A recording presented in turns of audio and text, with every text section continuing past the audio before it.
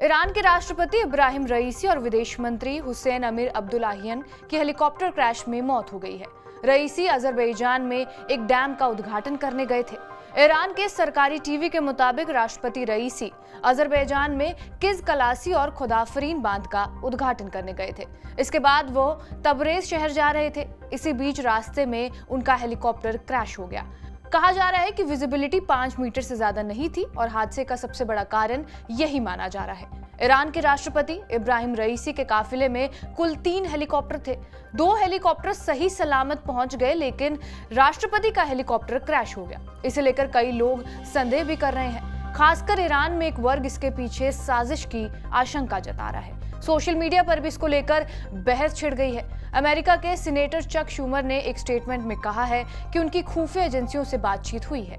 अभी तक कहीं किसी साजिश की आशंका या इसका कोई सबूत नहीं मिला है। अमेरिकी विदेश विभाग ने यह भी कहा है कि वो घटना पर करीब से नजर बनाए हुए हैं। राष्ट्रपति बाइडेन में अपने कार्यक्रम रद्द कर वापस व्हाइट हाउस भी पहुंच चुके हैं। बात करें तो ईरान की इजराइल से कट्टर दुश्मनी है। यूं तो दोनों की दुश्मनी 50 साल से ज्यादा पुरानी है, लेकिन हाल के दिनों में इजराइल के गाजा पर हमले के बाद दोनों की तल्खी बढ़ गई। पिछले महीने ही ईरान ने इजराइल पर मिसाइल और ड्रोन अटैक किया था।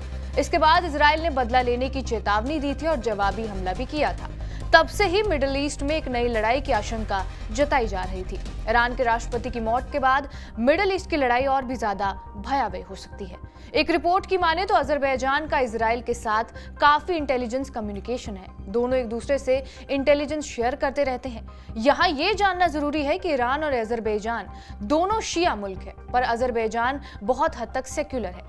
कहते हैं अजरबैजान को इजराइल से काफी मदद मिलती रही है, खासकर जब उसकी आर्मेनिया से लड़ाई हुई तो इजराइल उसके साथ खड़ा रहा था। इजराइल का ईरान में जासूसी नेटवर्क है, उसमें अजरबैजान की भी बड़ी भूमिका है। इसलिए यहाँ साजिश वाले एंगल को जानकार इनकार नहीं कर रहे हैं। ईरान के राष्ट्रपति इब्राहिम रईसी की हेलीकॉप्टर हादसे की मौत पर अलग अलग देशों के राष्ट्राध्यक्षों ने भी शोक जताया है। साथ ही इंटरनेशनल मीडिया में भी रईसी की मौत की जमकर चर्चा हो रही है। सभी प्रमुख अखबारों ने रईसी की सड़क हादसे में मौत की खबर को प्रमुखता दी है। द गार्जियन लिखता है, खराब मौसम के कारण ईरान के राष्ट्रपति इब्राहिम रईसी की मौत। द CNN ने इब्राहिम की मौत पर लिखा है, ईरान ने यह स्वीकार कर लिया है कि रईसी की मौत हो चुकी है। राज्य ने हादसे का एक ड्रोन वीडियो भी जारी किया है। वहीं CNN ने ईरान में रईसी के योगदान को भी एक आर्टिकल के जरिए बताया है। अमेरिका का न्यूयॉर्क टाइम्स ये लिखता है कि ईरानी राष्ट्रपति की मौत ईरान के लिए झटका है। वो ईरान के अगले सुप्रीम लीडर बनने की कतार में सबसे आगे थे। वॉशिंगटन पोस्ट ने ईरान के राष्ट्रपति की मौत की खबर को प्रमुखता दी है। अखबार लिखता है, ईरान में एक हेलीकॉप्टर हादसे में राष्ट्रपति रईसी समेत 9 लोगों की मौत हो गई। रईसी राजनीति में जुडिशरी में काम करके आए थे और ईरान में उन्हें कई सुधार करने के लिए जाना जाता है। BBC ने भी रईसी की खबर को प्रमुखता दी है। BBC ने लिखा है, ईरान की राष्ट्रपति की मौत के बाद चुनाव होने तक मोहम्मद मोकबर हो सकते हैं। अगले 50 दिनों में ईरान को नया राष्ट्रपति मिलेगा।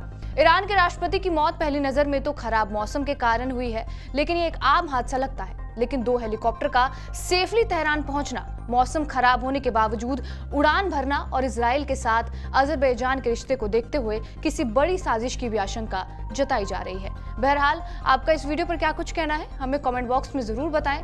बाकी देश और दुनिया की तमाम बड़ी खबरों के लिए बने रहिए हमारे साथ TV9 डिजिटल पर।